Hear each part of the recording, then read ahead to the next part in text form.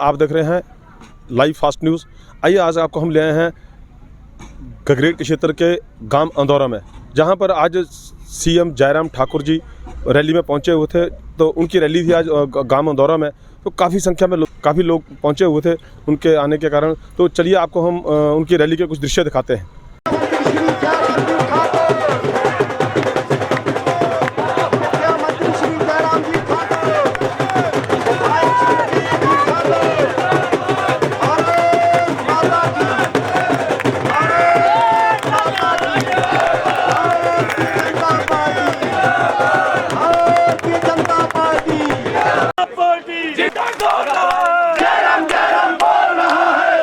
सबसे पहले हमारे सम्मानित करेंगे हमारे विधायक हो रहा है। आज मुख्यमंत्री जी का स्वागत जो है ये हमारी सभी गगरेट की जनता की तरफ से हमारे विधायक जी कर रहे हैं, तो तालियों में कमी नहीं आनी चाहिए। परम आदरणीय हिमाचल प्रदेश के जननायक और लोकप्रिय मुख्यमंत्री श्री जयराम ठाकुर जी, ये जो उत्तर प्रदेश का एक लुटेरा यहाँ आया है, उसने कहते टिकट काटा है। मैंने कहा टिकट काटा नहीं मिस्टर, आपने टिकट बेचा है। वो भी मैं बताऊंगी कितने करोड़ में बांधा फोड़ूंगा लास्ट दिन कि आपने कितने करोड़ ऑफ द रिकॉर्ड लिया है और कितने करोड़ ऑन द रिकॉर्ड लिया है। और इस रंग में सभी कांग्रेसियों के रंग रंगे हैं। आपके पास तो जीप चलाने के लिए जो थे पैसे नहीं थे। आप ऊना से टकारला भी हेलीकॉप्टर में आ रहे हैं, टकारला से देहरा भी हेलीकॉप्टर में आ रहे हैं। आपका जो ये हेलीकॉप्टर उड़ रहा है, राकेश कालिया के खून के साथ हेलीकॉप्टर आपका उड़ रहा है। मैं बहुत इनका स्वागत करता हूं। जयराम जी, हम आपके साथ हैं, आपकी सरकार बन रही है। और मैं भी एक प्रार्थना करता हूं, जो ने मेरी ब्रह्म हत्या की है, मैं फैसला आपकी अदालत में छोड़ता हूं कि मेरी टिकट बेची गई है या मेरी टिकट काटी गई है। आप फैसला करना, और अगर आप न्याय दे सके तो आपकी बहुत मेहरबानी होगी। धन्यवाद। जय हिंद। हमारे लोकप्रिय यशस्वी मुख्यमंत्री श्री जयराम ठाकुर जी, इनका हार्दिक अभिनंदन भी करता हूँ और स्वागत भी करता हूँ। ये गगरेट की जनता है, स्वाभिमानी जनता है, ये बेचने पर बिकती नहीं। ये भारतीय जनता पार्टी के साथ है। इन्होंने 12 में भी कहा था कि हर नौजवान के खाते में 1000 रुपया डालेंगे। उस वक्त भी वीरभद्र जी ने सरकार बना ली थी, परंतु 1 रुपया नहीं डाला। ये बीजेपी और माननीय मोदी जी, आदरणीय जयराम ठाकुर जी की सरकार है, जो बोलती है वो खाते में डालती है। इसके लिए आपको विश्वास करना होगा। एक व्यक्ति की भैंस गुम होगी, दोनों बाप बेटा भैंस ढूंढने चल पड़े। कांग्रेस का वो हाल है, और मंदिरों में सुखने करते चले गए। लास्ट में जब 150 रुपए की सुखने होगी, बाप ने बेटे की बाजू पकड़ ली, कहने लगा पिताजी वापस चलो। अब क्या करना है, भैंस ढूंढ के 100 रुपए की भैंस और 150 रुपए की सुखने। पिता ने कहा भैंस तो मिलने दे, सुखन तो तभी देंगे जब भैंस मिलेगी, हम देंगे नहीं देंगे हमारी मर्जी है। ये कांग्रेसियों का हाल है, ये बोलते हैं परंतु ये देते नहीं। तो चलिए अभी हम आपको सीएम जयराम ठाकुर की, जो हिमाचल के सीएम हैं, उन्होंने जो स्टेज पर कहा, वो उसके बारे में आपको थोड़ा सा जानकारी। ये हिमाचल देवभूमि के नाम से जाना जाता है कि देवभूमि की धरती पर इस प्रकार की घटनाएं घटित होने लग जाए तो समझ लेना कि बहुत बड़ा आने वाले समय के लिए एक संकट की दिशा में हम बढ़ रहे हैं। हिमाचल अपनी ईमानदारी के लिए जाना जाता है।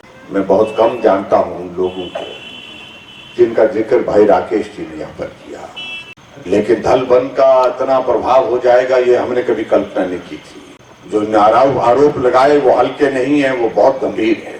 और मैं इस बात से सहमत हूँ कि उस पार्टी में ये सारी चीजें बहुत आम हैं। मैं कहा कि सौदा हुआ है, अगर सौदा हुआ है तो सिर्फ टिकट का हुआ है। जो पैसे वाले हैं वो सोचे अगर कि हम लोगों का भी सौदा कर लेंगे, तो मैं समझता हूँ कि वो बहुत बड़ी गलतफहमी है। हम अपने स्वाभिमान और सम्मान की वजह से जीते हैं। पैसा आता जाता रहेगा, ये प्रलोभन चलते रहेंगे। और मैं आपके बीच में विशेष तौर से ये संदेश देने के लिए आया हूं कि इस प्रकार के ये दौर लंबे नहीं होते, इनका वक्त बहुत छोटा होता है, बहुत थोड़ा होता है।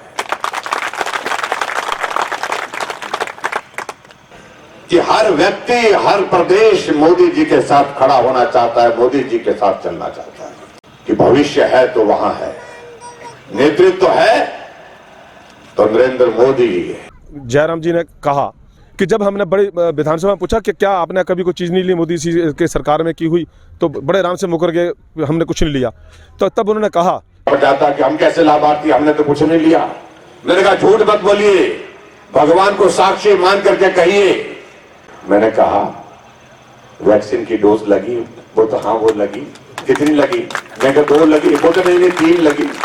मैंने कहा 1 डोज कम से कम 500 रुपए की पड़ती है, 5 3 1500 रुपए आपको मोदी जी की ओर से फ्री वैक्सीन आपको दी गई। मैंने कहा पैसे तो नहीं दिए? पैसे तो नहीं दिए। मैंने कहा तुम्हारे घर में पानी का नलका लगा हुआ? बोलता हाँ लगा है, बाथरूम में भी लगा है, रसोई में भी लगा हुआ है, वॉश बेसिन में भी लगा हुआ है। मैंने कहा बिल आ रहा क्या? वो तो बिल तो नहीं आ रहा, पहले आता था अब नहीं आ रहा है। मैं क्या तुम्हारे घर में बिजली का कनेक्शन लगा है ना? बोलते हाँ वो बिजली का कनेक्शन तो लगा है। आता तो बोलते 500 रुपए, 400 रुपए, 450 कभी 600 रुपए आ जाता था। मैंने कहा अब कितना आता है?